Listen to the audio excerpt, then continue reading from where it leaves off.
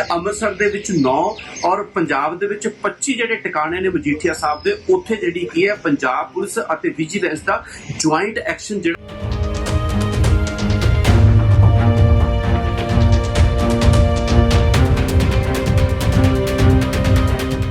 ਔਰ ਇਹ ਹੁਣ ਤੱਕ ਦੀ ਨਸ਼ਿਆਂ ਦੇ ਵਿਰੁੱਧ ਸਭ ਤੋਂ ਵੱਡੀ ਕਾਰਵਾਈ ਜਿਹੜੀ ਹੈਗੀ ਹੈ ਇਨਫੋਰਸਮੈਂਟ ਏਜੰਸੀਆਂ ਦੀ।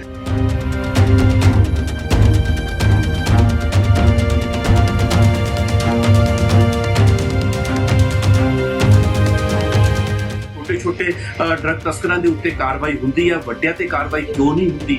हुण जदों वड्डियां दे उत्ते कार्रवाई होई है तां उस दे उत्ते जिहड़े आ सवाल उठाए जा।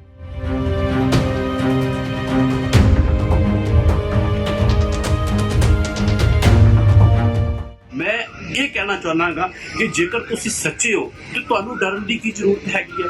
रेड दा बदल ये थोड़ा कि परचा दर्ज